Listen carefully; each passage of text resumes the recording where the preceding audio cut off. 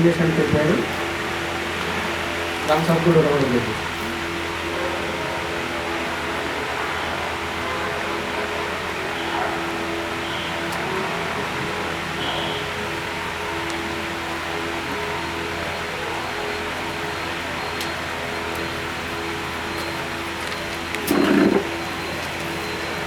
Next 15వ అంశం, work number 25,280 ఐడిలో ఏ విజయ పొలంలో 11/5/23 నుండి 14/6/23 మధ్యకాలంలో 140 మామిడి మొక్కలు నాటుకున్నట్లు రికార్డులో ఉంది.